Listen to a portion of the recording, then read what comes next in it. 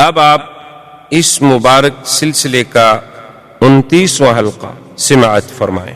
اور بعض علماء فرماتے ہیں کہ بسم اللہ اس لیے نہیں لکھی گئی کہ مشرکین کی ذلت تھی، ان کی فضیحت تھی، تو اس میں کون سی آگے رحمت کے فیصلے تھے کہ پہلے بسم اللہ الرحمن الرحیم کا اضافہ کیا جائے؟ آگے تو سارا ان کے ساتھ عذاب تھا۔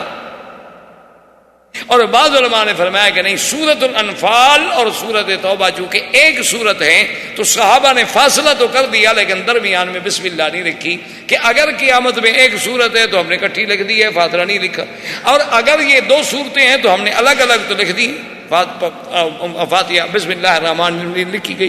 تو اللہ نے حکم دیا کہ بھئی ایک تو مشرکین سے برات کا اعلان کرو، دوسرا یہ اعلان کر دو کہ جنت میں بغیر کسی ایمان کے کوئی داخل نہیں ہوگا، تیسرا یہ اعلان کرو کہ اللہ کے کعبے کا کوئی بغیر کپڑوں کے لباس طواف نہیں کرے گا، چوتھا یہ اعلان کر دو کہ اس سال کے بعد کوئی مشرک حج نہیں کرے گا، پانچواں یہ اعلان کر دو کہ جن کے ساتھ ہمارا معاہدہ ہے 1 سال کے لیے 2 سال کے لیے، اس وقت تک تو وہ مکے میں حد حرم میں رہ سکتا ہے، معاہدے کے بعد نہیں رہ سکتا، اور جن کے ساتھ ہمارا معاہدہ نہیں ہے ان کو 4 مہینے کی اجازت ہے، 4 مہینے کے بعد نکل جائے۔ یہ سارے احکام آ گئے، حج کے احکام آ گئے۔ حضور نے حضرت علی کو بلایا رضی اللہ تعالیٰ عنہ، آپ نے فرمایا کہ علی تم ایسا کرو کہ جلدی پہنچو، چونکہ یہ بڑے اہم ضابطے اور اہم اعلانات ہیں، اور عرب کا عادت ہے کہ یا تو بادشاہ خود اعلان کرے یا بادشاہ کا کوئی قریبی رشتہ دار اعلان۔ حضرت علی یہ اعلان لے کے چل پڑے، ابھی حضرت ابو بکر راستے میں تھے کہ حضرت علی پہنچ گئے۔ فسلم علی ابی بکر، سلام کیا، ابو بکر نے پوچھا امیر ام مأمور؟ حضرت ابی بکر نے پوچھا کہ حضرت علی آپ کو اللہ کے نبی نے امیر بنا کے بھیجا ہے یا مامور؟ اگر امیر بنا کے بھیجا ہے تو یہ سب کچھ آپ سنبھالے، میں آپ کے تابع ہوں۔ حضرت علی نے عرض کیا کہ یا ابی بکر بل مأمور، اللہ کے نبی نے مجھے امیر نہیں بنایا، امیر تو آپ رہیں گے، میں مامور ہوں، لیکن صرف مجھے حکم ملا ہے کہ ان چیزوں کا اعلان جو ہے وہ مکے میں اور مینا میں اور عرفات میں تم نے کرنا ہے۔ تو حضرت ابو بکر رضی اللہ تعالیٰ عنہ تشریف لے آئے۔ جب آپ عرفات میں، مینا میں، مزدلفہ میں، مکے میں خطبہ پڑھ لیتے تو فرماتے کہ حضرت علی اب اعلان کرو۔ حضرت علی کھڑے ہو جاتے کہ اللہ يدخل الجنت الا نفس مؤمنہ، ایمان کے بغیر کوئی جنت میں داخل نہیں ہو سکتا۔ اللہ یطوف بالبیت عریان، آج کے بعد کوئی آدمی بغیر کپڑوں کے کعبے کا طواف نہیں کر سکتا۔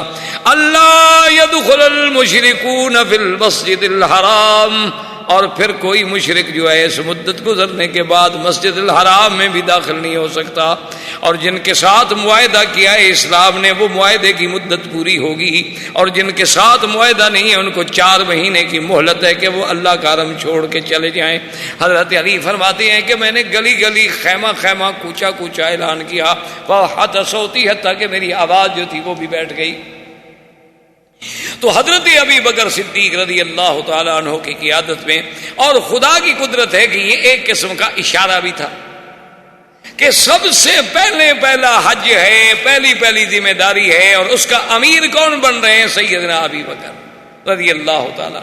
اچھا، اور خدا کی شان ہے کہ ان کے وزیر کون بن رہے ہیں؟ حضرت علی رضی اللہ تعالیٰ عنہ، تاکہ قیامت تک یہ جھگڑا ہی ختم ہو جائے جو بعد میں فرقہ باطلہ نے جھگڑا بنایا کہ حضرت علی کو خلیفہ بننا چاہیے تھا، حضرت علی کو خلیفہ بننا چاہیے تھا۔ اللہ کے بندے، پھر تو وہ نبی کی خلافت نہ ہوئی، کوئی شہنشاہیت ہو گئی کہ باپ کے بعد بیٹا بیٹھ جائے۔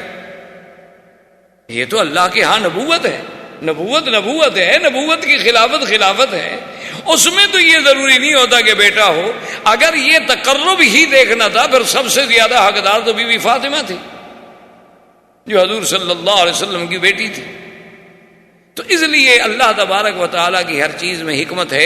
اس سال حضور صلی اللہ علیہ وسلم بذات ہی تشریف نہ لے گئے، حضرت ابو بکر صدیق رضی اللہ تعالیٰ عنہ واپس آ گئے، اور بڑے بڑے قبائل جو تھے وہ اسلام میں داخل ہونے لگ گئے۔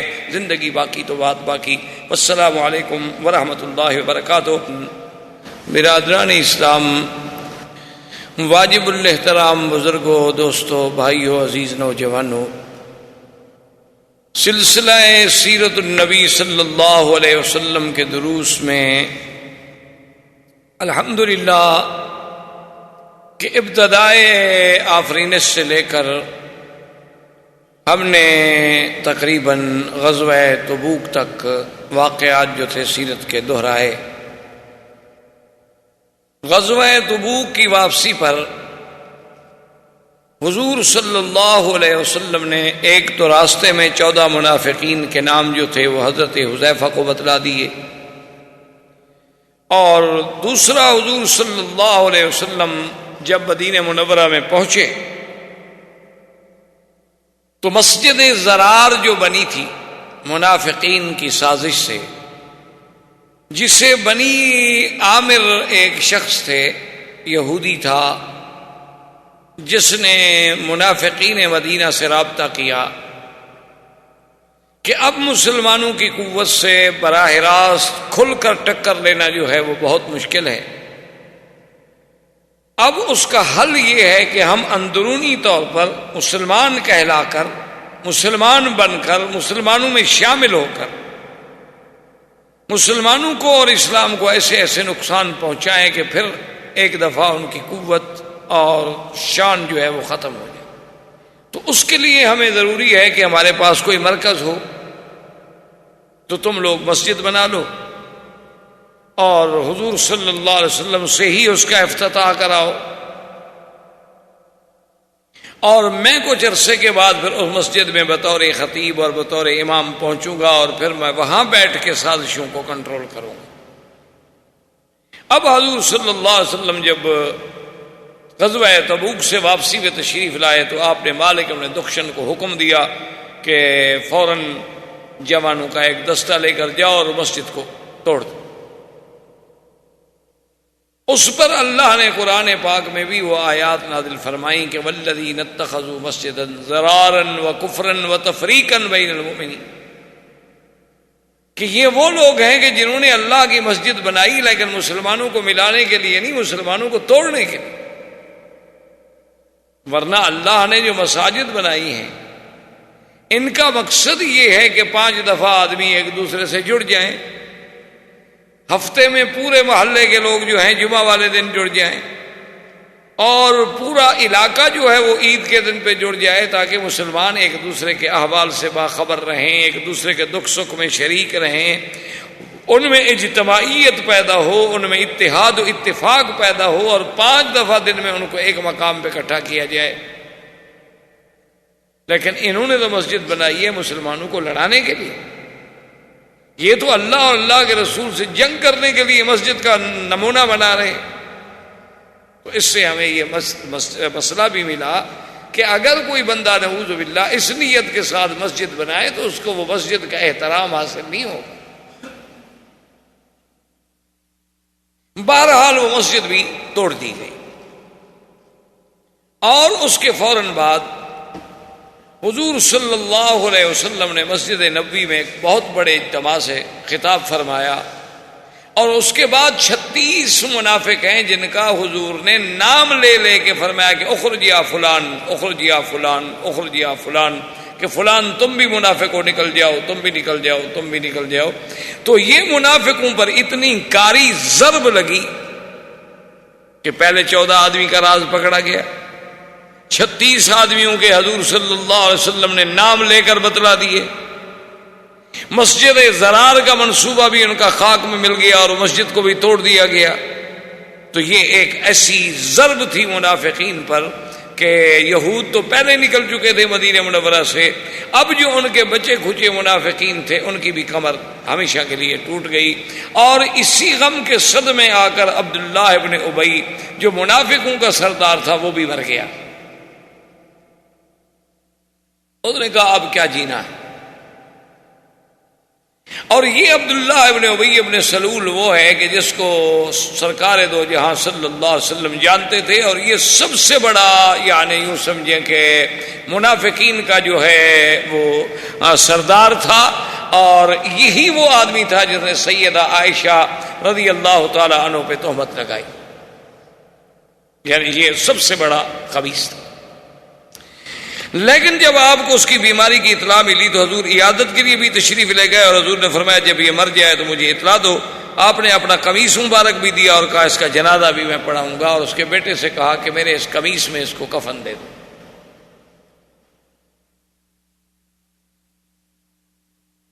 اصل میں بعض علماء نے اس پر تحقیقی بات جو لکھی ہے وہ یہ ہے کہ جب جنگ بدر ہوئی تھی تو حضور کے چچا بھی قید ہوئے تھے عباس، تو ان کا قمیض پھٹ گیا تھا اور کسی کا قمیض ان کو پورا نہیں آیا تھا، تو یہ عبداللہ ابن ابی نے آ کر قمیض پیش کیا کہ یا رسول اللہ آپ کے چچا ہیں، آپ میرا قمیض دے دیں، ان کو پورا آ جائے گا۔ تو وہ قمیض لے کر حضور نے ان کو دیا تھا، تو حضور نہیں چاہتے تھے کہ اس منافق کا احسان مجھ پر رہے اور قیامت والے دن اس احسان کی وجہ سے اس کو رعایت ملے، اس لیے حضور نے دنیا میں قمیض دے دیا۔ اور جب جنازے پڑھانے کا وقت آیا تو حضرت عمر رضی اللہ تعالی عنہ نے عرض کیا کہ حضور لا تصلی علیہ، آپ اس پہ جنازہ نہ پڑھیں، یہ تو وہ ہے عبداللہ بن ابی رئیس المنافقین، اس نے احد میں کیا کیا، اس نے غزوہ خیبر کے موقع پہ کیا کیا، اس نے خندق کے موقع پہ کیا کیا، اس نے سیدہ عائشہ کے عفق کے مسئلے میں کیا کیا، آپ اس کا جنازہ پڑھا رہے ہیں۔ اور اللہ نے فرما دیا ہے کہ آپ ان کے لیے اگر 70 دفعہ بھی بخشش مانگیں تو اللہ ان کو معاف نہیں کریں گے۔ حضور نے فرمایا ہو سکتا ہے عمر میں 70 سے بھی زیادہ مانگ لوں۔ بہرحال حضور نے جنازہ پڑھا دیا۔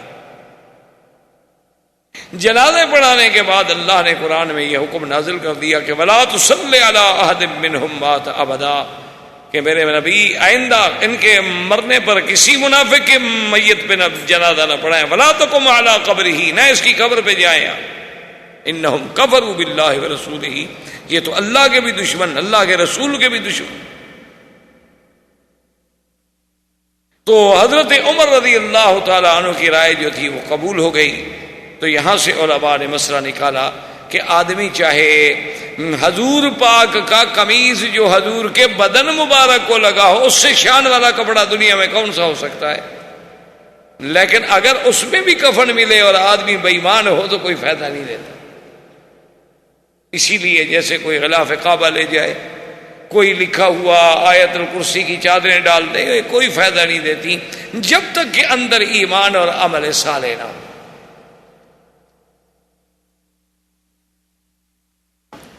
اور یہی وہ 9 ہجری ہے جس میں ام کلثوم حضور صلی اللہ علیہ وسلم کی بیٹی بھی وفات پا گئی،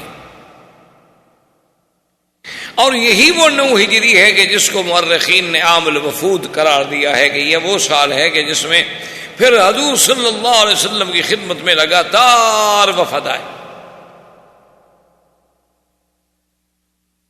وفد بنی عامر آیا، بنو عامر ایک قبیلہ تھا، ان کا وفد آیا، ان کے اندر 2 آدمی تھے، ایک کا نام عامر تھا اور ایک کا نام اربد ابن قیس تھا۔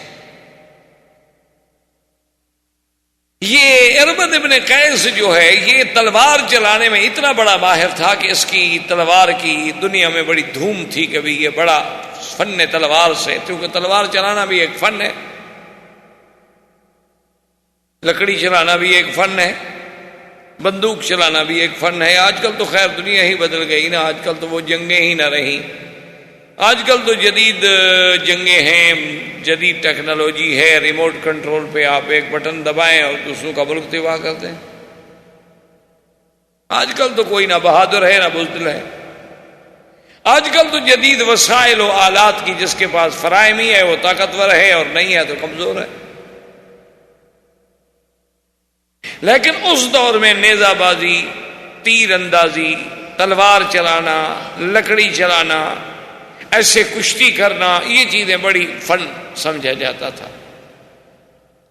تو یہ تلوار چلانے میں اتنا بڑا ماہر تھا اور اتنی بڑی اس کے پاس قوت اور طاقت تھی کہ عرب میں اس کا شہرہ تھا۔ یہ اب بظاہر تو قبیلہ اسلام لانے کے لیے آ رہا ہے، لیکن ان دونوں نے آپس میں مشورہ کیا، اربد ابن قیس نے اور عامر نے۔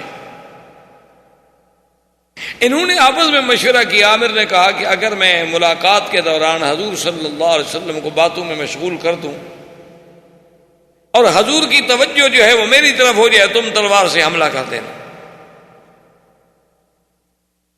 یہ آپس میں طے کر کے آ گئے، قبیلہ آ گیا حضور صلی اللہ علیہ وسلم کی خدمت میں، اور آ کے ابھی اسلام نہیں لے آئے، انہوں نے باتیں کرنی شروع کی، اور جناب عامر نے بڑی لمبی لمبی باتیں اور بڑی لمبے لمبے سوال، اور تاکہ بھی حضور صلی اللہ علیہ وسلم کو مشغول رکھے، اور پھر اشارہ کرے اربد کو بھی تلوار سے حملہ کرو، لیکن اربد جو ہے چپ بیٹھے۔ 1 دفعہ 2 دفعہ 3 دفعہ کچھ نہ ہوا۔ آخر وہ ملاقات ختم ہو گئی، مجلس ختم ہو گئی، اٹھ کے چلے گئے۔ اس نے کہا ماں بھی کہا یار تمہیں کیا ہو گیا تھا؟ اس نے کہا خدا کی قسم ہے میں کیا کروں، میں جب بھی تلوار پر ہاتھ رکھتا تھا نا حضور کے درمیان اور میرے درمیان تو آ جاتا تھا، اب میں تیری گردن کیسے اڑا دوں؟ تو اللہ نے اپنے نبی کو اس انداز میں محفوظ رکھا، اور یہ دونوں جو تھے اور ان کا راز واپس چلے گئے، اسلام نہ لے آئے۔ یہ دونوں نے آ کر ایک رستے میں بستی تھی بنی سلول کی، اسی عبداللہ ابن ابی ابن سلول والوں کی سلولیہ بستی تھی، جس میں انہوں نے قیام کیا۔ اور خدا کی شان دیکھیں کہ اس عامر کو تو طاعون نے پکڑ لیا اور رات کو آ کے سلولیہ میں ٹھہرا، اور طاعون کی گلٹی نکلی، ایک عذاب ہے، اللہ معاف کرے۔ تو اس نے بستی والوں سے کہا کہ فاتونی بفرسی، میرا گھوڑا جلدی لے آؤ، یہ میرے لیے بہت عبرتناک موت ہوگی کہ میں طاعون کی بیماری سے تڑپتا ہوا سلولیہ کی بستی میں پڑا ہوں، اکیلا مر جاؤں۔ چلو میں گھوڑے پہ بیٹھ کے یہاں سے تو نکل جاؤں نا، لیکن اب گھوڑے پہ بیٹھ نہیں سکتا تھا، گرا مر گیا۔ اور یہ عامر کی موت اس طرح آئی۔ اب اربد جو ہے وہ جناب بستی سے نکلا اور گھوڑے کو بھگایا کہ کہیں مجھے بھی طاعون نہ پکڑ لے، میں بھی طاعون کی بیماری میں مبتلا نہ ہو جاؤں۔ آسمان سے بجلی گری اور اس کو جلا کے اسی وقت خاکستر کر گیا، وہ بھی مر گیا۔ اب بنو عامر قبیلے کو پتہ چلا، انہوں نے کہا بھی جن دو سرداروں نے سازش کی تھی ان کو تو اللہ نے سزا دے دی ہے، یہ دلیل ہے کہ اللہ کا نبی سچا نبی ہے۔ وہ سارے کا سارا قبیلہ واپس آ کے مسلمان ہو گیا۔ ان کے بعد وفد آیا بنو قیس کا، بہت بڑا معروف قبیلہ تھا۔ ان میں ایک ان کے سردار تھے احنف ابن قیس۔ جب یہ قبیلہ مدینہ منورہ میں پہنچا تو قبیلے والے تو جناب فوراً دوڑے سیدھے حضور کی خدمت میں، جینا یا رسول اللہ، جینا یا رسول اللہ، اسلمنا یا رسول اللہ، سلام اور اسلام اور ساری باتیں اسلام لے آئے۔ لیکن احنف ابن قیس جو تھے وہ مدینہ منورہ میں اپنے ایک دوست کے مکان پہ گئے، وہاں جا کے سامان اتارا، وہاں جا کے اپنا غسل فرمایا، کپڑے تبدیل کیے، خوشبو لگائی اور تیار ہو کر حضور کی خدمت میں حاضر ہوئے۔ حضور بہت خوش ہوئے۔ حضور نے فرمایا ھذا رجل فی الحلم والانا، کہ یہ بندہ ہے جس کے اندر حلم ہے، حوصلہ ہے، صبر ہے۔ انہوں نے کہا اصول، اسی لیے علماء نے یہ بھی مسئلہ نکالا ہے کہ جب آپ مدینہ منورہ جائیں تو جلدی نہ کریں، بلکہ آپ نے جہاں ٹھہرنا ہے وہاں جائیں، سامان رکھیں، اطمینان کے ساتھ غسل کریں، اپنا لباس بدلیں، بدن میں کپڑوں میں خوشبو لگائیں، اور انتہائی ادب اور احترام کے ساتھ حضور صلی اللہ علیہ وسلم کے روضہ مبارک پہ حاضر، کیونکہ یہ طریقہ حضور کو بڑا پسند۔ اور جب مسجد میں حاضر ہوں تو یہ بھی یاد رکھیں کہ سب سے پہلے آپ 2 رکعت تحیۃ المسجد ادا کریں۔ افضل تو یہ ہوتا ہے کہ ریاض الجنت میں موقع مل جائے، ورنہ جہاں مسجد میں مل جائے، کیونکہ بعض اوقات وہاں آدمی نہیں پہنچ سکتا یا اتنا رش ہے کہ جگہ نہیں ملتی، چونکہ اللہ کا حق جو ہے وہ نبی کے حق پہ مقدم ہوتا ہے۔ اور نماز پڑھنے کے بعد درود شریف پڑھتے ہوئے اتنے ادب کے ساتھ چلیں کہ آپ کے اپنے پاؤں کی آواز بھی پیدا نہ ہو۔ یہ نہیں کہ بس ایسے بھاگ رہا ہے اور شور کر رہا ہے، اور ایک دوسرے کو دوست پوچھ رہے ہیں آپ کس ہوٹل میں ہیں یار، اچھا اور یار ٹھہرو میں سلام پڑھ کے ابھی آتا۔ یہ تو گستاخی ہے اور بے ادبی ہے۔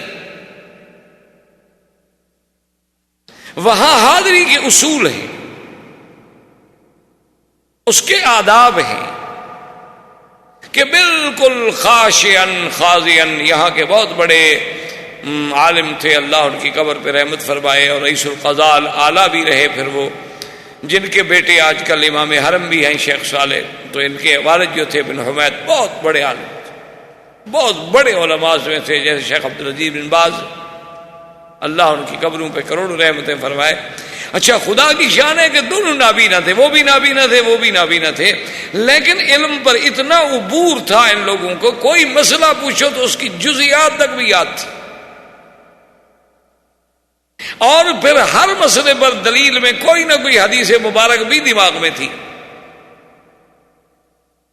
اتنا بڑا علم بہت کم لوگوں کو نصیب ہوتا ہے، گہرائی علم کے اندر، گہرائی۔ اور اگر کسی مخالف نے بھی دلیل کے ساتھ کوئی بات کی ہے تو اس کو قبول کرنا، یہ بڑے لوگوں کی بات ہوتی ہے، ہر آدمی اس مقام پہ نہیں پہنچ سکتا۔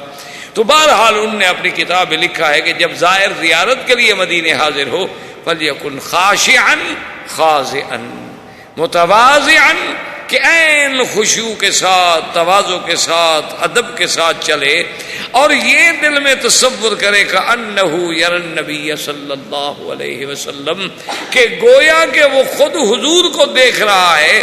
اگر حضور کی زندگی میں حاضر ہوتا اور حضور سامنے موجود ہوتے تو میں کس طرح کھڑا ہوتا، کس طرح آتا، میں کتنا ادب اور احترام کرتا، وہی احترام بدستور باقی رکھے۔ تو بہرحال حضور صلی اللہ علیہ وسلم بڑے خوش ہوئے، اور احنف ابن قیس بھی مسلمان ہو گیا، بنو قیس بھی مسلمان ہو گیا۔ اس کے بعد قبیلہ بنو حنیفہ، یہ یمامہ کے قبیلہ، یمامہ کا علاقہ ہے ریاض کے قرب میں، نجد کے علاقوں میں ایک جگہ ہے یمامہ، وہاں اب بھی بنی حنیفہ ہیں۔ یہ بنو حنیفہ جو ہے یہ بہت بڑا قبیلہ تھا، اور ان کا وہ سردار تھا مسیلمہ بن الکذاب۔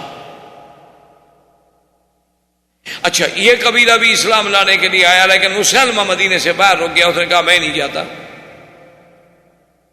جو اسلام لانے کے لیے آ گئے، اسلام لے آئے، حضور نے ان کو ہدایہ دیے، جائزے دیے، کچھ نہ کچھ چیز دی، کیونکہ اسلام میں یہ بھی حکم ہے کہ اگر کوئی آدمی باہر سے تمہارے دین میں آتا ہے تو اس کے تالیف قلب کے لیے ضروری ہے کہ اس کے ساتھ کچھ مدارات کرو، کیونکہ ایک دوسرے کو ہدیہ دینے سے محبتوں میں اضافہ ہوتا ہے۔ یہ ضروری نہیں ہوتا کہ ہدیہ قیمتی ہو، ہدیہ ہدیہ ہوتا۔ حضور صلی اللہ علیہ وسلم نے جب سب کو ہدایہ دی تو انہوں نے کہا کہ حضور مسلمہ بھی آیا تو ہے، لیکن وہ ابھی مدینے نہیں آیا، اس کے لیے بھی ہدیہ دیں، آپ نے اس کے لیے بھی دے دیا۔ جب یہ قبیلہ واپس آیا تو مسلمہ کہنے لگا کہ اچھا، اللہ کے نبی نے مجھے بھی ہدیہ دیا ہے؟ انہوں نے کہا ہاں۔ انہوں نے کہا یہ عجیب بات ہے، بھی میں تو مدینہ دیکھنا بھی نہیں چاہتا، میں حضور کو ملنا بھی نہیں چاہتا، اور انہوں نے مجھے ہدیہ دیا ہے، تو ٹھیک ہے چلو۔ اس نے کہا کہ اچھا میں اپنا آدمی بھیجتا ہوں۔ انہوں نے کہا کہ یا محمد صلی اللہ علیہ وسلم، میں مسلمان ہونا چاہتا ہوں لیکن میری ایک شرط ہے۔ کیا شرط ہے؟ اس نے کہا جی بات یہ ہے کہ میں آپ کا کلمہ پڑھتا ہوں، اسلام لے آتا ہوں، لیکن آپ کے بعد جو خلافت ہوگی وہ مجھے ملے گی۔ حضور صلی اللہ علیہ وسلم کے ہاتھ میں ایک چھوٹی سی لکڑی تھی۔ حضور نے فرمایا کہ اس مسلمہ کو جا کے کہہ دو کہ یہ لکڑی بھی اگر چاہو تو میں تمہیں دینے کے لیے تیار نہیں ہوں، تم میرے بعد خلافت مانگتے ہو۔ یہ اچھا اسلام ہے جو کسی شرط کے تابع کہ جی پیسے دو گے تو میں مسلمان ہوں، نہیں دو گے تو میں مسلمان نہیں۔ یہ کون سا اسلام ہوا بھائی؟ ایسے اسلام کی اللہ کو کوئی ضرورت نہیں۔ حضور نے فرمایا مجھے تمہارے اسلام کی کوئی ضرورت نہیں ہے، تم نے جو کچھ کرنا ہے جا کے کرو۔ اور اسی اثنا میں حضور نے خواب دیکھا۔ سرکار دو جہاں رحمت للعالمین صلی اللہ علیہ وسلم نے خواب دیکھا کہ میرے ہاتھ میں سونے کے دو کنگن ہیں، اور میں نے ان کو پھونک ماری تو وہ دونوں کنگن اڑ گئے۔ حضور صلی اللہ علیہ وسلم نے صحابہ کے سامنے یہ خواب رکھا تو صحابہ نے کہا حضور ہمیں تو سمجھ نہیں آیا، اس خواب کی تعبیر کیا ہے؟ آپ نے فرمایا اس کی تعبیر یہ ہے کہ دو جھوٹے آدمی پیدا ہوں گے جو نبوت کا دعویٰ کریں گے، لیکن اللہ تبارک و تعالیٰ کی رحمت سے اللہ پاک ان کی قوت کو ختم کر دیں گے، جیسے پھونک سے چیز اڑ گئی ہے وہ بھی اڑ جائے۔ اور یہ انہی میں سے ایک مسیلمہ بن الکذاب تھا اور ایک اسود انسی تھا۔ مسیلمہ بن الکذاب یمامہ میں پیدا ہوا، اور اسود الانسی جو تھا وہ یمن میں پیدا ہوا، جنہوں نے نبوت کا دعویٰ کیا کہ ہم بھی نبی ہیں اور ہم پر بھی اللہ کی وحی آتی ہے۔ اور پھر سیدنا ابو بکر رضی اللہ تعالی عنہ کے زمانے میں مقابلہ ہوا، اور سیدنا ابو بکر صدیق رضی اللہ تعالی عنہ کی فوجوں نے مسیلمہ بن الکذاب کو شکست دی، مرتد قتل ہوا، اور اس کا فتنہ نبوت جو تھا وہ ختم ہوا۔ لیکن اسی طرح یہ فتنے پیدا ہوتے رہیں گے، کیونکہ حضور نے خود فرمایا تھا ثلاثون دجالون کذابون، 30 جھوٹے پیدا ہوں گے، کلہم یزعم انہ نبی الا لا نبی بعدی، وہ سب دعویٰ کریں گے کہ ہم نبی ہیں، حالانکہ میرے بعد تو اللہ نے نبوت کا دروازہ دروازہ ہی بند کر دیا ہے. لا نبی بعدہ ولا رسول بعدہ ولا معصوم بعدہ. جیسے آپ کے ہندوستان میں مرزا غلام احمد قادیانی پنجاب میں مسلمہ کذاب وہاں پیدا ہوا، جیسے اس نے بھی یہاں ادعائے نبوت کیا، اور پھر وہ قادیان میں، پھر جناب پاکستان میں آ گئے، پھر ربے میں آ گئے. اللہ نے بہرحال ان کو ہر جگہ رسوا و ذلیل کیا کہ وہ اب پاکستان سے بھی نکالے گئے، اور پوری دنیا کے عالم اسلام کے علماء نے متفق علیہ ان پر کفر کا فتویٰ دیا. اب وہ جناب یہاں سے بھاگ کے پھر لندن میں، چونکہ اصل نبی تو انہوں نے بنایا تھا، اصل مرزا کو جب نبوت ملی تھی تو بنانے والے تو انگریز تھے، بنانے والے وہی تھے. مسلمانوں کو لڑانے کے لیے نبوت کا فتنہ گھڑا گیا تھا، تو اب پھر ان کی گود میں چلا گیا کہ جناب ہم ہر جگہ سے مار کھا کے پھر حضور کے دربار میں حاضر ہوئے ہیں، اب پھر آپ ہماری حفاظت کریں. اب اس نے پھر وہاں ڈیرا لگایا ہے، لیکن اللہ کا شکر ہے کہ حضور کے پروانے وہاں بھی مقابلے کے لیے پہنچ رہے.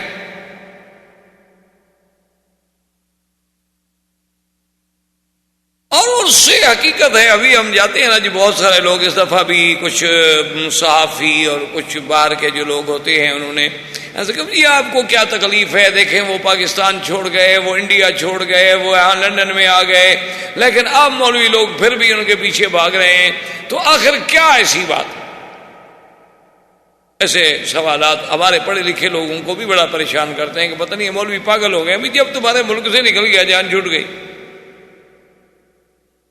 اصل بات میرے عزیز یہ نہیں ہوتی، اصل بات یہ ہے کہ وہ باہر رہ کر بھی مسلمانوں کو گمراہ کر رہے ہیں.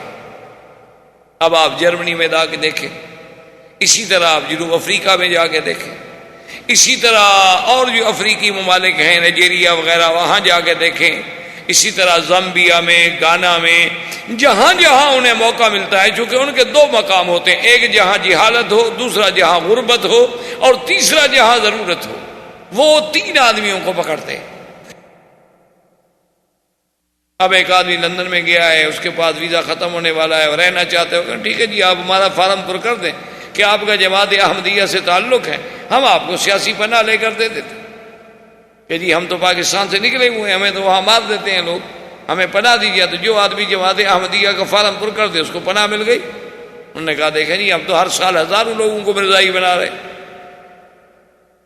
ایک تو یہ ضرورت ہے. دوسری بات یہ ہے، ہم نے ان کو کہا، بی بی سی والوں کو، NNI والوں کو، ہم نے ان سے کہا، نے کہا دیکھو یہاں یہودی ہیں، نصرانی ہیں، کبھی ہم نے ان کے ساتھ آ کر کوئی چیلنج، کوئی مناظرہ، کوئی مقابلہ کیا ہے؟ حالانکہ ہمارے نزدیک وہ بھی کافر ہیں. لیکن یہودی اپنے آپ کو یہودی کہتا ہے، نصرانی اپنے آپ کو نصرانی کہتا ہے، سکھ اپنے آپ کو سکھ کہتا ہے، ہندو اپنے آپ کو ہندو کہتا ہے، لیکن یہ بدبخت اپنے آپ کو مسلمان کہتا ہے. مشکل یہ ہے، یہ بھی آج کھلا اعلان کر دے گا جی میں مسلمان نہیں، جان چھٹی ختم، کوئی ہمارا مناظرہ نہیں، کوئی جھگڑا نہیں، کوئی تقریر نہیں، کوئی جلسہ نہیں، ہم پھر کبھی نہیں آئیں گے. لیکن جب یہ اسلام کا نام لے کر لوگوں کو دھوکہ دیں کہ ہم ختم نبوت کے بھی قائل ہیں، اور جو ختم نبوت کا قائل نہ اس کو ہم کافر سمجھتے ہیں، لیکن ختم نبوت کا معنی ہے مہر نبوت، تو جس کو اللہ کا نبی مہر لگا دے وہ نبی ہے. ترجمہ اس کا وہ اپنا کرتے ہیں. تو بہرحال خیر کہنے کا مقصد یہ تھا کہ وہ مسلمہ وہاں پیدا ہوا، اسد انسی وہاں پیدا ہوا. اللہ نے ان دونوں کا فتنہ جو تھا وہ بھی ختم کر دیا. اس کے بعد جو ہے بنی تئی جو تھے، یہ بہت بڑا قبیلہ تھا جس میں حاتم طائی جو بہت بڑا تاریخ میں سخی گزرا ہے، یہ اسی طائی قبیلے کا سردار تھا حاتم. اس قبیلے پہ حملہ ہوا تو طائی جو تھے وہ گرفتار ہوئے، جس میں حاتم کی بیٹی بھی گرفتار ہوئی. اور یہ وہی بیٹی ہے کہ جب حضور کے سامنے لائی گئی تو اس کے سر پہ دوپٹہ نہیں تھا، قیدی تھی. تو حضور نے فرمایا کون ہے؟ تو انہوں نے کہا حضور ہم نے فرمایا اس کے سر پہ دوپٹہ ڈالو. انہوں نے کہا حضور نے کافر عورت ہے. فرمایا کافر کیا مطلب؟ بیٹی تو بیٹی ہوتی ہے، کافر کی ہو، ہندو کی ہو، مسلمان کی ہو، بیٹی تو بیٹی ہے. تو بہرحال وہ حاتم طائی کی بیٹی بھی گرفتار ہوئی، اور حضور کے راستے میں جب حضور مسجد جاتے نا تو راستے میں ہی وہ لڑکی بیٹھی ہوتی. جب حضور گزرتے وہ کھڑی ہو جاتی، حضور میری بات سنیں، بات بتاؤ کیا بات؟ اس نے کہا مات ابی وغاب الوافد، میرا ابا بھی مر گیا، میرا بھائی بھی غائب ہو گیا، مجھے بتائے میں قید میں اکیلی عورت ہوں، آخر ایک میں سخی باپ کی بیٹی ہوں، مہربانی کر کے مجھے رہائی دی جائے۔ ایک دن، دو دن، تیسرے دن حضور نے فرمایا رہائی دے۔ اس نے کہا کہ حضور اگر میرا بھائی، آپ نے فرمایا تمہارا بھائی اللہ اور اللہ کے رسول کا نام سن کے فرار ہو گیا، بھاگ گیا، اللہ اور اللہ کے رسول سے فرار ہونا چاہتا ہے، اس کو نہیں، ہاں اللہ تمہارا بھائی خود آئے اسلام کے لیے تو پھر ہم اس کو پناہ دیں گے۔ تو یہ لڑکی واپس آئی، اپنے بھائی کو ملی، اپنے بھائی سے کہا کہ دیکھو تم اب نہیں بچ سکتے ہو، باسوا اس کے کہ حضور صلی اللہ علیہ وسلم کی خدمت میں چلے جاؤ۔ اس نے کہا اچھا مجھے یہ بتاؤ، کیونکہ حاتم کی بیٹی جو تھی وہ بھی ایک بہت بڑی سمجھدار عورت تھی، امرأۃ ذات حزم۔ اس نے کہا تم مجھے مشورہ دو، تمہارا مشورہ کیا ہے، میں کیا کروں؟ اس نے کہا عدی دیکھو بات سنو، محمد الرسول اللہ صلی اللہ علیہ وسلم یا تو اللہ کے نبی ہیں یا پھر بادشاہ ہیں، ان دو میں سے تو خالی نہیں ہیں، کیونکہ اب سارے جزیرہ تو فتح ہو گیا۔ اگر وہ اللہ کے نبی ہیں تو اللہ کے نبی کی صحبت میں رہنے سے تمہاری دنیا اور آخرت دونوں بن جائیں گی، اور اگر وہ بادشاہ ہے تو بادشاہ تمہیں خود بلا رہا ہے تو جاؤ، تمہیں کوئی نہ کوئی عہدہ مل جائے گا، یہ کچھ سوچنے کی بات ہے۔ تو اس نے کہا ہاں بھی تمہاری رائے تو بہت اچھی۔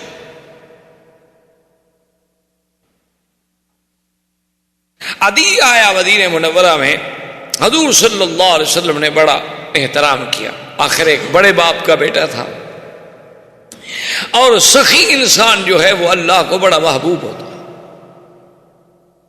آدمی کے اللہ نے سخاوت دی ہو تو سخی آدمی چاہے کتنا گناہگار ہو لیکن اللہ کو بڑا پسند۔ تو جب آئے تو حضور نے بڑا احترام کیا، بڑی عزت دی۔ اب اس نے کہا کہ میں سوچ رہا تھا کہ بھئی کیا فیصلہ کروں کہ انہ نبی و ملک، بادشاہ ہیں آپ نبی ہیں؟ کہتے ہیں ایسے ہم چل رہے تھے کہ راستے میں جات امرأۃ عجوزہ، ایک بوڑھی عورت آئی، اس نے کہا کہ اسمع یا محمد صلی اللہ علیہ وسلم، حضور میری بات سن۔ وہ کہتی ہیں کہ جناب میں، وہ عورت جو ہے بوڑھی عورت ہے، بالکل لکڑی پکڑے ہوئے ہے، اور اللہ حضور صلی اللہ علیہ وسلم کہ اس کی بات سن رہے ہیں، سارے صحابہ کھڑے ہیں، 1 گھنٹے تک حضور بات سنتے رہے۔ تو عدی کہتا ہے میں نے دل میں فیصلہ کیا کہ یہ بادشاہ نہیں ہے، ھذا من عادات الانبیاء، یہ اللہ کا نبی ہے، یہ خلق نبوت ہے کہ ایک بوڑھی عورت کے لیے سارا قافلہ روکا ہوا، 1 گھنٹہ ہو گیا حضور سڑک پہ کھڑے ہیں۔ یہ بادشاہوں کی بات نہیں ہو سکتی، انہ نبی ہے۔ کہتی ہیں کہ پھر جب ہم پہنچ گئے مدینے میں، حضور مجھے اپنے گھر میں لے گئے، تو میں نے گھر میں دیکھا کہ حضور صلی اللہ علیہ وسلم کے ایک چٹائی بچھی ہوئی ہے اور ایک چمڑے کا سرانہ پڑا ہے۔ تو مجھے وہاں بھی اندازہ ہوا کہ انہ نبی لیس ملک، یہ بادشاہ نہیں، بادشاہوں کے گھر ایسے نہیں ہوتے۔ حضور صلی اللہ علیہ وسلم نے وہ سرانہ مجھے دیا، کہا کہ یہ سرانہ لے لو اور اس پر بیٹھ جاؤ، تم مہمان ہو۔ تو میں نے کہا کہ نہیں یا رسول اللہ آپ اس سرانے پہ بیٹھے۔ حضور نے فرمایا آپ اس سرانے پہ بیٹھے۔ میں نے کہا نہیں حضور آپ کے سامنے میں کیسے سرانے پہ بیٹھوں؟ حضور نے فرمایا میں حکم دے رہا ہوں تم مہمان ہو۔ تو کہتے ہیں کہ مجھے حضور نے سرانہ دے دیا، میں سرانے کے اوپر چڑھ کے بیٹھ گیا اور حضور نیچے مٹی پہ بیٹھ گئے۔ تو میں نے کہا انہ نبی من الانبیاء، یہ واقعی اللہ کے نبی ہیں، بادشاہ نہیں ہیں۔ میں نے کہا اشہد اللہ الہ الا اللہ واشہد ان محمد رسول اللہ۔ حضور نے فرمایا عدی تمہیں پتہ ہے کہ تم اب بھی دین کسوری پر ہو؟ یہ دین کسوری جو تھا یہ یہودیت کے اور نصرانیت کے درمیان میں ایک نیا دین تھا۔ تو عدی کہتے ہیں میں تو حیران ہو گیا کہ بھی اس بات کا پتہ تو میرے بیٹے کو بھی نہیں، میرے باپ کو بھی نہیں، میری بہن کو بھی نہیں، ہر کوئی مجھے سمجھتا تھا کہ میں نصرانی ہوں، حالانکہ میں نصرانی نہیں تھا، میں تو کسوری تھا۔ اور حضور نے فرمایا تم لوگوں سے مرباز بھی لیتے ہو، جزیہ بھی لیتے ہو، اور حالانکہ تمہارے اس دین کسوری میں تو لینا حرام ہے، یہ جگہ ٹیکس جو لوگوں سے تم وصول کرتے ہو۔ تو عدی کہتا ہے واللہ میں حیران ہو گیا کہ وہ چیزیں جس کا علم میرے سوا، میری بیوی کو نہیں، میرے بچے کو نہیں، میری اولاد کو نہیں، ان کو کیسے پتا ہے؟ مجھے یقین ہو گیا کہ اللہ کے نبی ہے اور ان کو اللہ کے نے وحی کے ذریعے خبر دی، اور تو کوئی ذریعہ ہو ہی نہیں سکتا۔ تو اسلام لے آئے۔ یہ وہی عدی ابن حاتم ہیں جن کے بارے میں صحیح حدیثوں میں ذکر ہے کہ جب حضور نے یہ آیت پڑھی اتخذوا احبارهم ورهبانهم اربابا من دون اللہ، کہ عیسائی جو تھے ان لوگوں نے اپنے پیروں کو، اپنے مولویوں کو اللہ کے سوا رب بنا رکھا تھا۔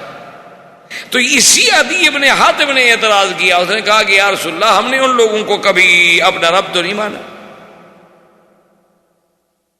حضور نے فرمایا صبر کرو، وہ لوگ اگر کسی چیز کو حلال کر دیں تو تم اس کو حلال سمجھتے تھے، وہ اگر کسی چیز کو حرام کر دیں تو تم لوگ اس کو حرام سمجھتے تھے۔ انہوں نے کہا یہی تو اللہ کا حق ہے، یہ تشریع جو ہے یہ تو اللہ کا حق ہے، اور خدا بنانا کیا ہوتا ہے؟ اس لیے ہمیشہ یاد رکھیں کہ خدا کا معنی یہ نہیں ہوتا کہ بس جس کے آگے نماز، سجود، رکوع کیا جائے، بلکہ جو احکام اللہ نے دیے ہیں اگر ان احکام کو نافذ کرنے والا یا بنانے والا ہم کسی دوسرے کو مان لیں تو گویا ہم اس کو بھی خدا مان رہے ہیں۔ یہی وہ بنیادی فلسفہ ہے کہ جیسے لوگ اپنے لیڈروں کے بارے میں اندھے معتقد ہو جاتے ہیں۔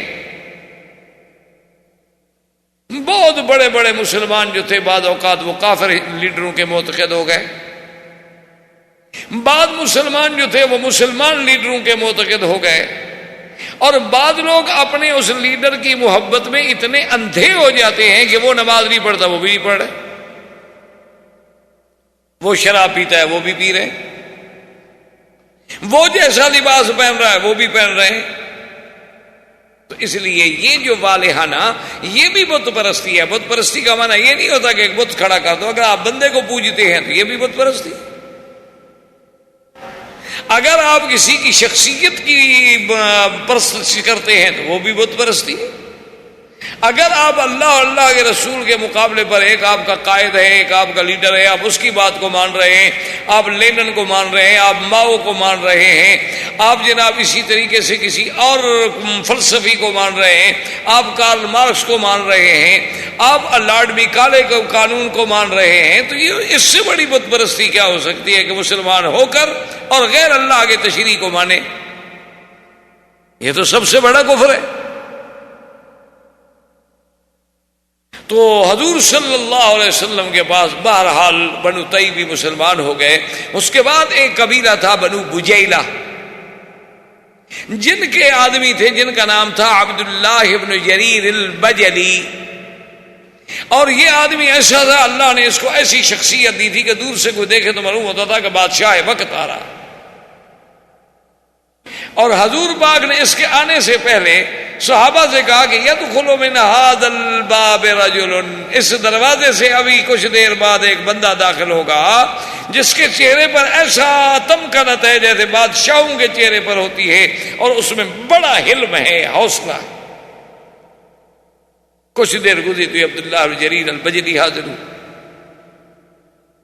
اور انہوں نے جب سنا کہ تمہارے آنے سے پہلے حضور یہ کہہ رہے تھے فاسلم، اس نے بھی فوراً کلمہ پڑھ۔ اسی طریقے سے ایک قبیلہ تھا ازد جن کا سردار تھا زمام ابن ثعلبہ،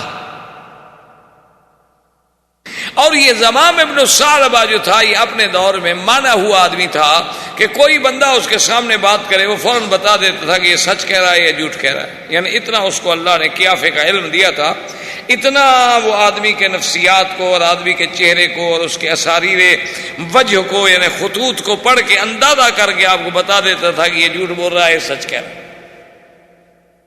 ایسے بڑے لوگ پیدا ہوئے۔ اچھا، اس کو علم قیافہ بھی کہتے۔ تو اس کے قبیلے والوں نے کہا کہ اے زمام ایک بات کرو یار، مہربانی کرو، تم خود مدینے شریف کیوں نہیں چلے جاتے ہو تاکہ ہمیں حضور صلی اللہ علیہ وسلم سے بات کر کے بتلا دو کہ وہ سچے ہیں، اللہ کا نبی ہے، سچا ہے یا نہیں ہے، تاکہ ہم بھی فیصلہ کریں، ساری دنیا تو مسلمان ہو رہی۔ تو زمام ابن ثعلبہ وہاں سے حضور صلی اللہ علیہ وسلم کی خدمت میں آئے، اور آ کے بیٹھے حضور کی خدمت میں اور پوچھا کہ من خلق السماوات، یا محمد صلی اللہ علیہ وسلم آسمان کس نے پیدا کیا؟ فرمایا اللہ۔ من خلق الارض، زمین کس نے پیدا کی؟ حضور نے فرمایا اللہ۔ اس نے کہا من نصب الجبال، ان پہاڑوں کو زمین پہ کس نے جمایا؟ حضور نے فرمایا اللہ۔ اس نے کہا اقسمک باللہ، محمد مصطفیٰ صلی اللہ علیہ وسلم جس خدا نے آسمان بنائے، زمین بچھائی، پہاڑ جمائے، اس خدا کی قسم دے کر آپ سے پوچھتا ہوں اللہ ارسلکا، اسی خدا نے آپ کو رسول بنا کے بھیجا ہے؟ حضور نے فرمایا نعم بالکل۔ فاشقال اشہد اللہ الہ الا اللہ واشہد ان محمد رسول اللہ۔ اس نے کہا حضور میں بھی فوراً مسلمان ہوں۔ اس لیے یعنی مقصد ہے کہ اللہ تبارک و تعالیٰ اسی طرح کہتی ہے کہ ایک اعرابی حضور کی خدمت میں جنگل کا رہنے والا بدو آیا، کہنے لگا اقسمک بالذی خلق السماوات السبع، میں اس ذات کی قسم دیتا ہوں آپ کو جس نے آسمان پیدا کیے، جس نے زمین پیدا کی، جس نے پہاڑ پیدا کیے، آپ مجھے بتائیں ایسی چیز مجھے بتائیں جو مجھے جنت میں داخل کر دے۔ حضور پاک صلی اللہ علیہ وسلم نے فرمایا کہ عقیدہ اپنا درست کر لو، اللہ کے ساتھ شریک نہ کرو، کبائر گناہوں سے بچ جاؤ، اللہ کے فرائض جو ہیں جیسے 5 نمازیں ہیں، رمضان کے روزے ہیں، زکوٰۃ ہے، اگر پیسہ ہو، صحت ہو، طاقت ہو تو حج ہے، اللہ کے فرائض پورے کرو۔ کہنے لگا واللہ لا ازیدہ ولا انقص، کہنے لگا محمد عربی صلی اللہ علیہ وسلم آپ نے جو کچھ بتلا دیا ہے اس پہ میں نہ زیادہ کروں گا نہ تھوڑا کروں گا، اس پہ میں ہمیشہ قائم رہوں گا۔ اور اس کے بعد چل پڑا۔ حضور نے فرمایا کہ دیکھو اس صحابی کو اس نے جو کچھ کہا ہے، اگر اس نے سچ کہا ہے تو اللہ کی جنت اس کے لیے لازم ہو گئی۔ اسی لیے بعض لوگ جو ہے نا سنت نفل نہیں پڑھتے، وہ کہتے ہیں صحابی نے بھی کہا ہے میں یہی پڑھوں گا، اس میں نہ زیادہ کروں گا نہ کم کروں گا۔ حالانکہ یہ بات ٹھیک نہیں ہے، وہ صحابی کا اپنا ایک اجتہاد تھا، ایک رائے تھی۔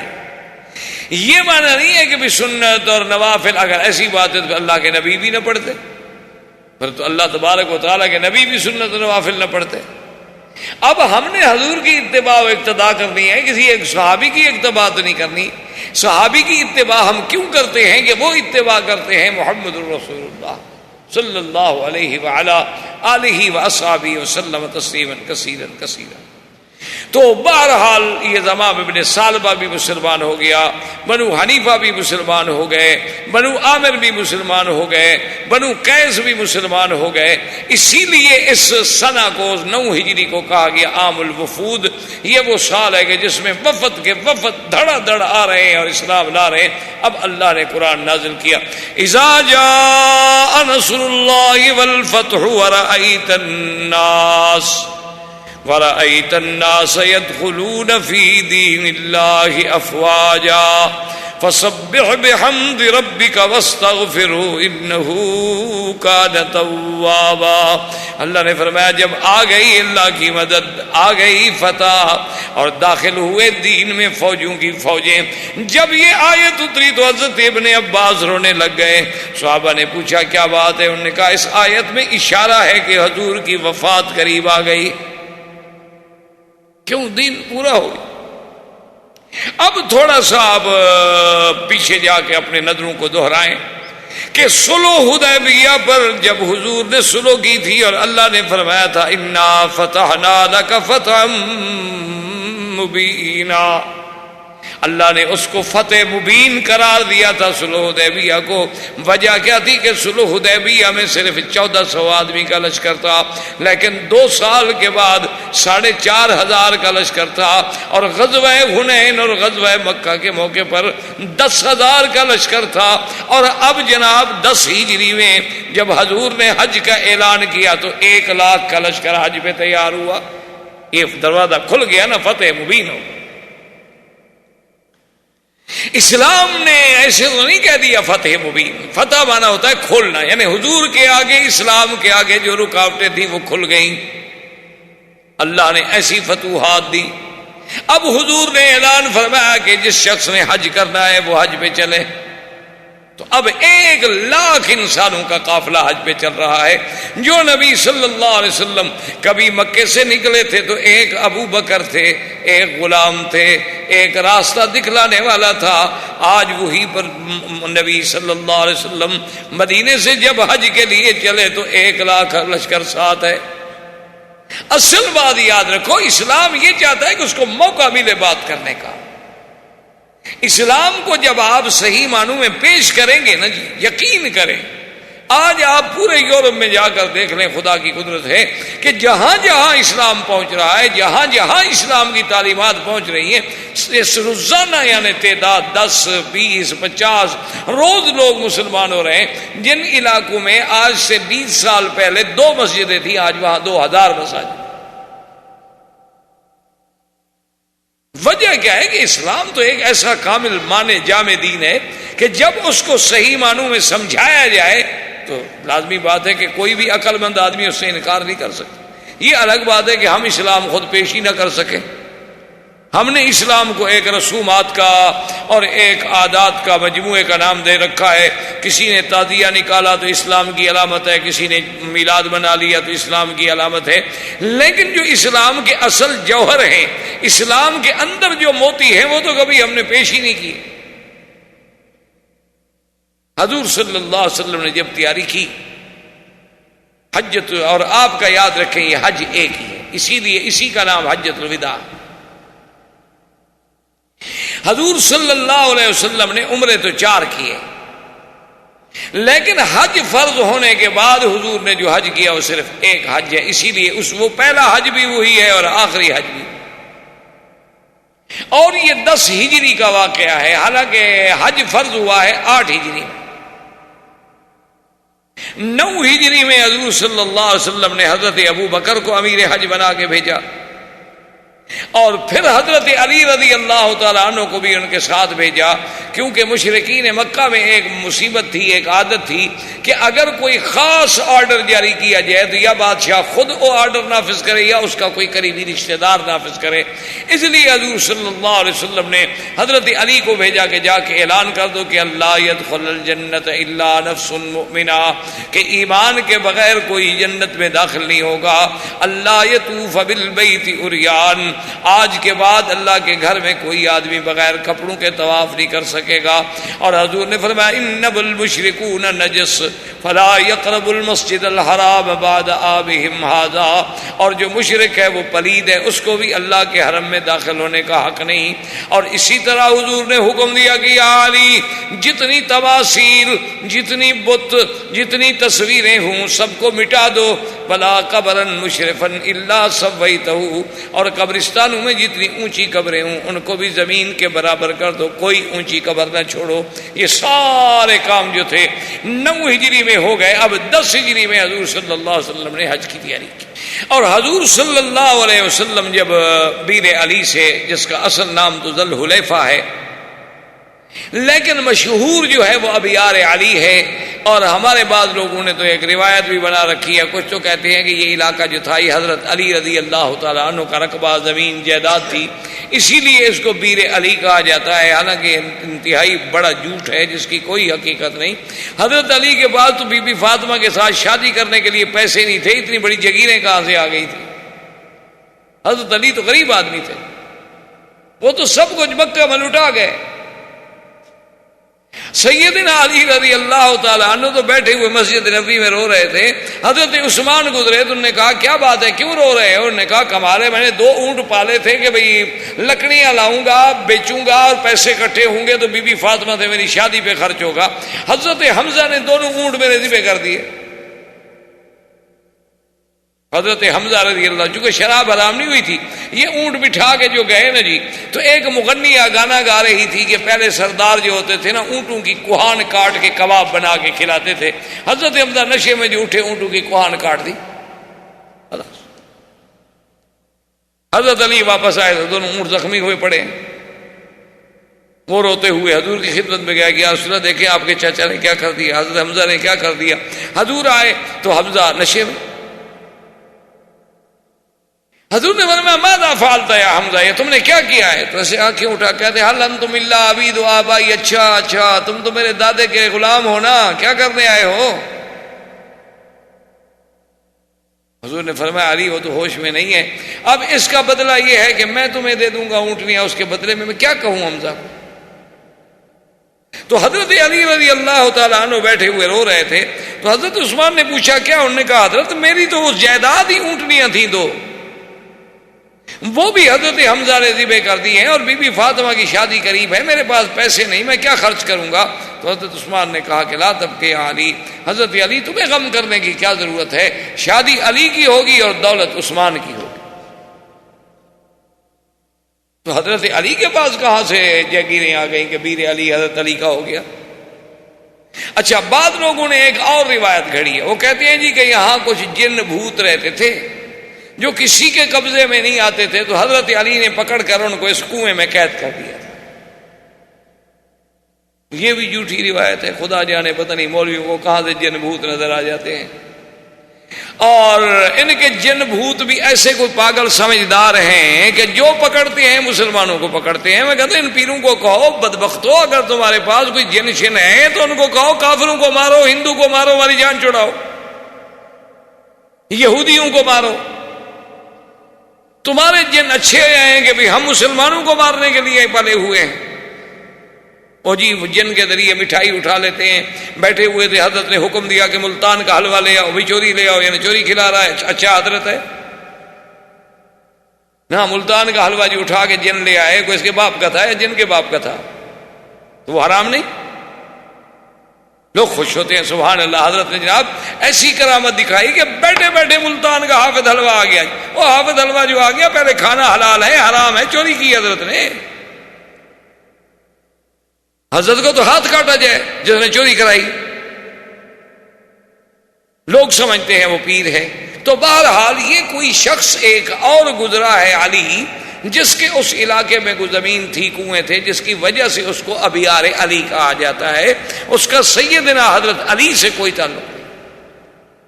جیسے وادی فاطمہ، لوگ کہتے ہیں بی بی فاطمہ کو، اللہ کے بندے بی بی فاطمہ تو غریب تھی، وہ تو چکی پیستے پیستے ان کے تو ہاتھوں میں چھالے پڑ گئے، تو ان کی وادی فاطمہ کہاں سے آ گئی؟ یہ جموم کے قریب جو وادی فاطمہ ہے، لوگ کہتے ہیں یہ بی بی فاطمہ کی وادی ہے، نعوذ باللہ۔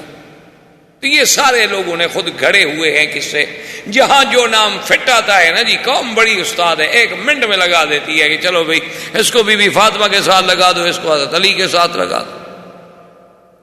تو حضور صلی اللہ علیہ وسلم جب وہاں تشریف لائے تو آپ نے وہاں سے جو حج کی نیت کی تو وہ حج قران تھا۔ حج قران کا معنی یہ ہوتا ہے کہ آدمی حج اور عمرہ دونوں کی نیت ملا کر کرے،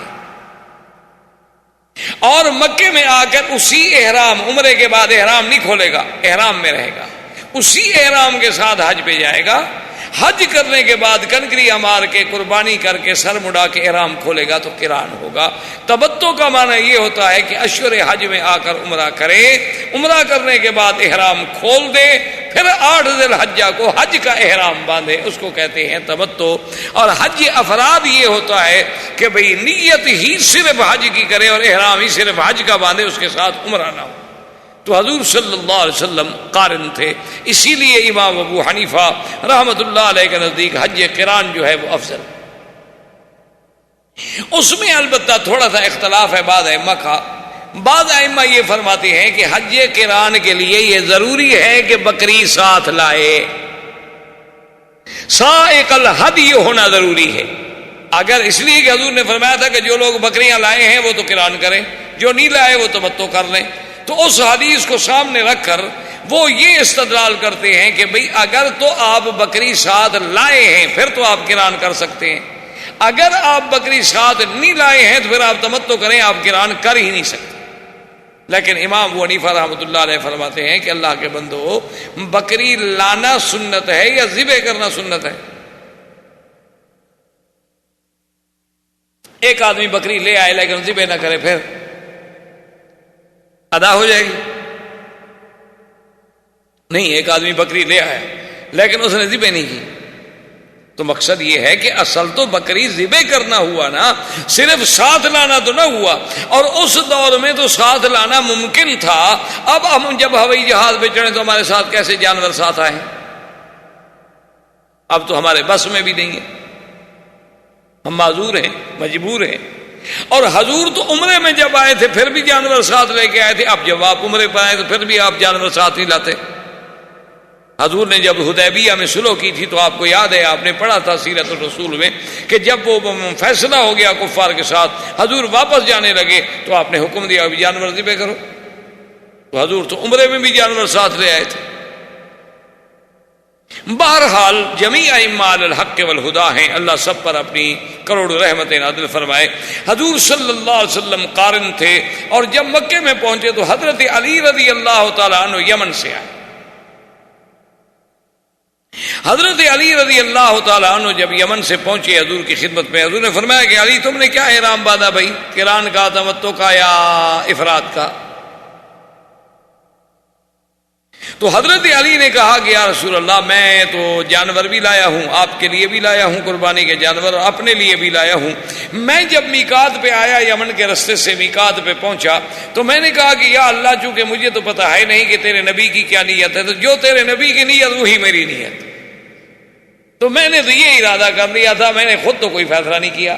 تو آپ نے فرمایا کہ ٹھیک ہے، جب تم جانور بھی لائے ہو اور تمہاری نیت بھی وہی ہے جو میں نے کی ہے تو میں تو قارن ہوں، تو لہذا تم بھی قارن۔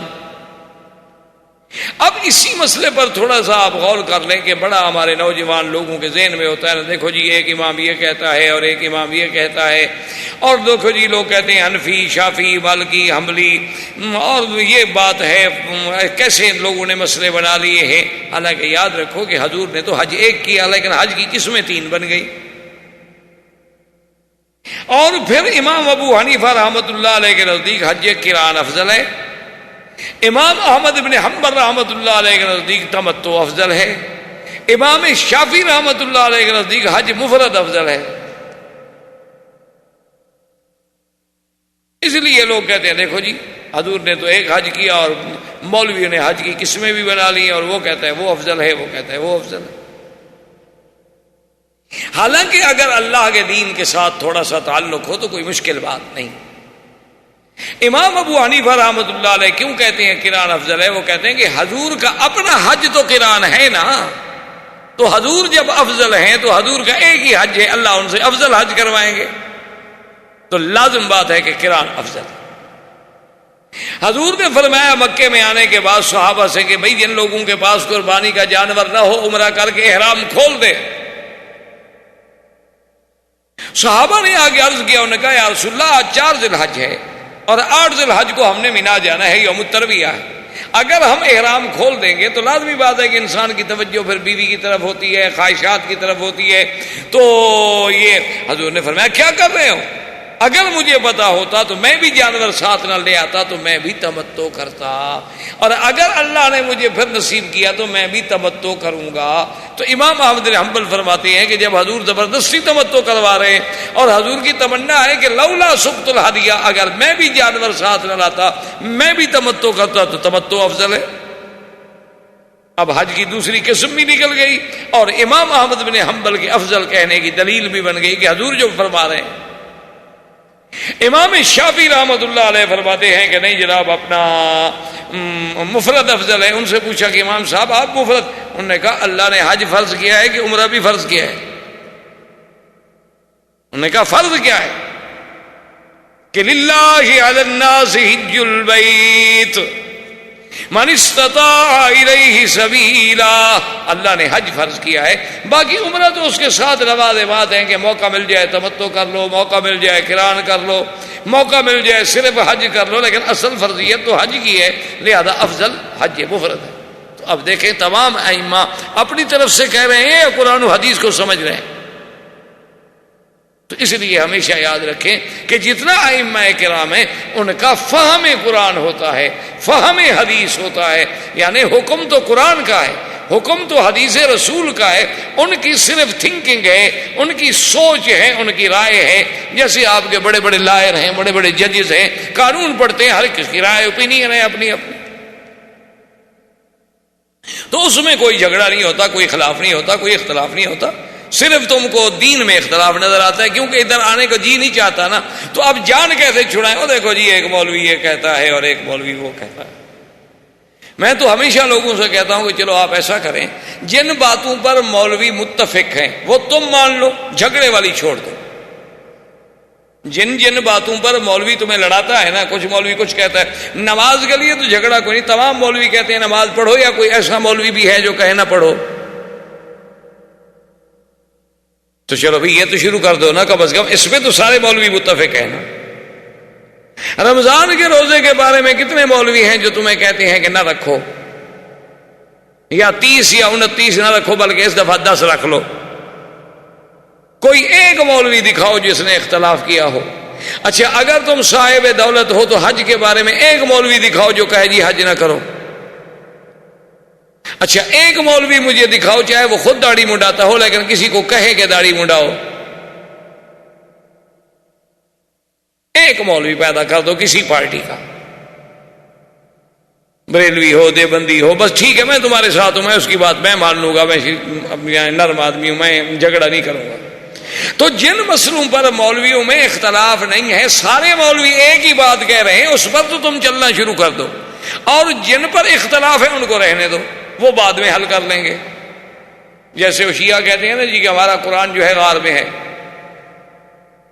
اور 70 گز لمبا ہے، انہوں نے کہا اللہ کے بندے ہم سے یہ آدھے گز والا نہیں پڑھا جاتا، تم 70 گز والا چھپا کے بیٹھے ہوئے ہو، وہ اگر آ گیا تو پتہ نہیں اس پہ کون عمل کرے گا۔ تو ہم نے کہا شیعہ سے بھی آپ کا ہمارا جھگڑا ختم، ہم آپ کو اسٹامپ پہ کورٹ میں جا کے لکھ دیتے ہیں کہ جب تمہارا قرآن آئے گا ہم اس پر عمل کریں گے، اور جب تک وہ نہیں آتا تم ہمارے قرآن پر عمل کر لو۔ تو وہ اس پر بھی نہیں آتے، اب اس کا کیا کیا جائے؟ چونکہ وہ قرآن ہو تو آئے نا، وہ تو ہے نہیں، اس نے تو آنا نہیں، کیسے لکھ دیں؟ آدمی تو سمجھدار ہے نا۔ تو بہرحال میرے کہنے کا مقصد یہ ہے کہ یہ کوئی بات بھی امام یا علماء خود نہیں بناتے، الا وہ جو بالکل پٹڑی سے ہٹے ہوئے ہیں، وہ پھر علماء بھی نہیں، وہ تو باطل ہیں، اہل باطل ہیں، فرقہ ضالہ ہیں، ان کو تو عالم کہنے کا حق ہی نہیں۔ عالم تو وہ ہوگا جو نبی کا وارث ہوگا، العلماء ورثۃ الانبیاء۔ جو انگریز کا وارث ہو وہ کیسے عالم ہو سکتا ہے بھائی؟ وہ تو ظالم ہو سکتا ہے۔ اس لیے حضور صلی اللہ علیہ وسلم حج پہ تشریف لے آئے، اور یوم الترویہ کہتے ہیں 8 تاریخ کو۔ ترویہ کیوں کہتے ہیں؟ چونکہ مینا میں پانی نہیں تھا، تو اس وقت لوگ اپنے اونٹوں کو پانی پلا لیتے تھے اور برتن بھر لیتے تھے اور مشکیزیں بھر لیتے تھے، بھی مینا میں جو رہنا ہے 2-3 دن، پانی کا کیا کریں گے؟ تو اس لیے اس کا نام بن گیا یوم الترویہ۔ حضور صلی اللہ علیہ وسلم مینا تشریف لے گئے، اور 9 تاریخ کو حضور صلی اللہ علیہ وسلم مینا سے روانہ ہوئے۔ تو اب سارے مکے والے بھی، صحابہ بھی حیران تھے، پریشان تھے کہ دیکھیں اب کیا ہوتا ہے، چونکہ قریش مکہ جو تھے وہ مزدلفہ میں ٹھہر جاتے تھے، وہ عرفات نہیں جاتے تھے۔ کیوں؟ انہوں نے اپنا ایک مسئلہ خود نکال لیا، انہوں نے کہا کہ نحن اہل الحرم، انہوں نے کہا بھی ہم تو حرم کے مجاور ہیں، حرم کے لوگ ہیں، ہم مزدلفہ سے آگے جائیں گے تو پھر تو حرم سے نکل گئے نا، ہم عرفات تو حرم سے باہر ہے نا، لہذا ہم حج کریں گے اور کریں گے حرم کے اندر، بس ہم تو آگے جاتے نہیں۔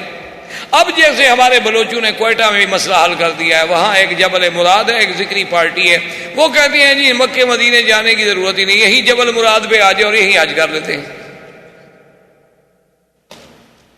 اور کچھ لوگ پیدا ہوئے ہیں ماشاءاللہ، وہ کہتے ہیں ہم جنت میں بھی نہیں جاتے، چلو وہ کہتے ہیں جی ہم جنت میں بھی نہیں، اللہ کے بندے جنت میں کیوں نہیں جاتے؟ وہ کہتے ہیں ہمیں کافی ہیں بغداد کی گلیاں، ہمیں جنت جانے کی ضرورت ہی نہیں، ہمیں تو بغداد میں جانا چاہیے۔ میں نے کہا ایسا ذرا دیر کرو، صدام کے بعد جانا، ایسا نہ ہو کہ جنت تو ملے سو ملے، وہ جہاں پہنچائے گا نا تمہیں، وہ نہ جہنم ہوگی نہ برزخ میں لٹکتے رہو گے۔ اللہ کے بندے کوئی عقل کی بات ہے، جو دماغ میں آ جائے کہہ دیا۔ اللہ کے دین کو مذاق تو نہیں بنایا جا سکتا۔ حضور صلی اللہ علیہ، اس لیے قریش نے بھی اپنا ایک مسئلہ بنا لیا، انہوں نے کہا نحن اہل الحرم فلا نخرج من الحرم، ہم حرم سے نہیں نکلتے، ہمارا حج مزدلفہ میں ہو جائے گا۔ حضور صلی اللہ علیہ وسلم سیدھے عرفات گئے، سمجھ آ گیا کہ نہیں حج عرفات میں ہوگا، اسی لیے حضور نے فرمایا تھا الحج عرفہ، حج تو عرفات کی حاضری کا نام۔ اگر کوئی مزدلفہ میں رہے، اگر کوئی حرم میں رہے تو اس کا حج ادا نہیں ہوگا جب تک کہ وہ عرفات میں نہ ہو۔ حضور صلی اللہ علیہ وسلم نے اسی عرفات کے میدان میں وہ عظیم خطبہ جو خطبہ حجۃ الوداع، یہ وہی خطبہ ہے جس کو ساری دنیا نے لیا ہے. مانتے نہیں ہیں؟ اقوام متحدہ آپ کا اور سلامتی کونسل آپ کی اور جناب ہیومن رائٹس والے اور انسانی حقوق والے اور تنظیمیں جتنی دنیا میں ہیں، یہ آپ کے جتنے فرانسیسی انقلاب آئے، ماؤ کا انقلاب، یہ سب انہوں نے اصل کیا تھا؟ وہ خطبہ ہے محمد الرسول. ان سب کا اصل چارٹر جو ہے وہ یہ ہے، وہ خطبہ جو حضور نے حجۃ الوداع میں پڑھا تھا. فرق صرف اتنا ہے کہ دشمن نام نہیں بتلاتا، نام نہیں لیتا کہ میں نے کہاں سے لیا، ہو کہتا جی میری سوچ ہے. حضور صلی اللہ علیہ وسلم کا وہ خطبۃ الوداع جو ہے اتنا عظیم، اتنا جامع، اتنا معنی، اتنا کامل خطبہ ہے حضور صلی اللہ علیہ وسلم کا کہ ایسے خطبے کی پورے عالم میں مثال نہیں ملتی. جہاں جہاں حضور صلی اللہ علیہ وسلم نے خطبے میں بڑی باتیں فرمائی، وہاں عظمت خون مسلم. حضور نے فرمایا ای یوم ھذا، ای بلد ھذا، ای شہر ھذا. حضور نے فرمایا آج کون سا دن ہے حج یوم الوقوف، کون سا مہینہ ہے ذی الحجہ، کون سا شہر ہے مسجد الحرام مکہ المکرمہ. آپ نے فرمایا مسلمانوں سن لو، ان دماءکم و اموالکم، مسلمانوں کا خون، مسلمانوں کا مال، مسلمانوں کی عزت اسی طرح حرام ہے جیسے آج کے دن کی حرمت بلد الحرام کی حرمت اور شہر اللہ الحرام کی حرمت ہے. جیسے یہ تین حرمتیں کبھی نہیں توڑی جا سکتی، مسلمان کی جان و مال کی بے آبروئی کبھی نہیں کی جا سکتی. حرمت عظمت اسلام اور عظمت خون مسلم. اور آج ہماری بدقسمتی ہے، کافروں کا کتا مر جائے تو پوچھنے والے ہیں، اور مسلمانوں کے خونوں کی ندیاں بہ جائیں تو کوئی رونے والا بھی نہیں. فما بکت علیہم السماء والارض. آج ہماری وہ حالت ہو گئی ہے کہ ہم پر نہ آسمان روتا ہے نہ زمین روتی ہے. ہر جگہ رسوائی، ہر جگہ ذلت، ہر جگہ خواری، ہر جگہ مسلمانوں کی بربادی. کہیں عورتوں کے جلوس ہیں، کہیں مسلمانوں کو قتل کیا جاتا ہے، کہیں مسلمانوں کی عورتوں کے ساتھ اجتماعی آبرو ریزی کی جاتی ہے. لیکن کافروں کا اگر کوئی جہاز بھی گر جائے، الزام بھی لگ جائے تو ملکوں پہ پابندیاں لگ جاتی ہیں. مسلمانوں کے لیے رونے والا بھی کوئی نہیں. کوسوفو میں دیکھ لیں کیا ہے، یعنی جو مدد کرنے آئے انہوں نے بھی مسلمانوں کو مارا. مقصد یہ تھا کہ نسل مسلم کو ختم کر دو، امداد مقصد نہیں تھا. اس کی وجہ کیا ہے؟ وجہ بڑی آسان سی ہے جو علامہ نے کہی، وہ معزز سے زمانے میں مسلمان ہو کر اور ہم خوار ہیں آج تارے کے قرآن ہو کر. ہم نے اللہ کے قرآن کو چھوڑا، اللہ نے ہمیں چھوڑ دیا. سیدھی سی بات. نام کے مسلمان ہیں، پٹواری نے لکھا ہے مسلم، کھاتا مسلم، پاسپورٹ میں لکھا ہوا یہ کون ہے جی مسلم، باقی اس کو پتہ شتا کوئی نہیں کہ اسلام کیا ہے، صرف نام ہے. کوئی بڑے سے بڑا مسلمان ہے، نماز پڑھ لیتا ہے ماشاءاللہ، سمجھتا ہے کہ میں تو بالکل اب ولی اللہ ہو گیا نا، مکہ شریف میں آ گیا ہوں، نماز بھی پڑھتا ہوں. وہ تو یہ سمجھتا ہے نا کہ میرا تو اب آسمان پر پہنچنے کے درمیان 1-2 میٹر کا فاصلہ رہ گیا ہے. باقی وہ یہ نہیں سمجھتا خدا کے بندے مکے میں رہنا کوئی بڑی بات نہیں. ابو جہل تو سارے پیدا ہی مکے میں ہوا، رہا بھی مکے میں. اسی لیے بزرگوں نے لکھا ہے کہ خرے عیسیٰ اگر موقع رود ہنوز خر باشد. عیسیٰ علیہ السلام کے گدھے کو چلے جاؤ مکہ شریف میں 200 سال باندھ کے کھڑا کر دو تو گدھا گدھا ہی رہے گا، بندہ تھوڑا بن جائے گا. اصل بات جو ہے کہ دیکھیں حضور کتنی عزت کے فرمایا، جیسے بلد الحرام، شہر اللہ الحرام، مسجد الحرام، یوم الحرام، اس کی حرمت ہے. اسی طرح ان دماءکم و اموالکم حرام. اور اس کے بعد حضور پاک صلی اللہ علیہ وسلم نے فرمایا لا فضل لعربی علی عجمی. خبردار کسی عربی کو اجمی پہ فضیلت نہیں، ولا لاحمر علی اسود، کسی گورے کو کالے پہ فضیلت نہیں. یہ سارے جو عنصریت کی جنگیں ہیں، قومیت کی جنگیں ہیں کہ نحن الفرائنہ و نحن فلاں و نحن فلاں. اسلام نے تو ختم کی. یہ بت ہیں، بت سب سے بڑے بت ہیں. یہ قومیت، لسانیت، وطنیت، صوبائیت، ان سب کو جب تک نہیں توڑو گے اسلام نہیں آئے گا۔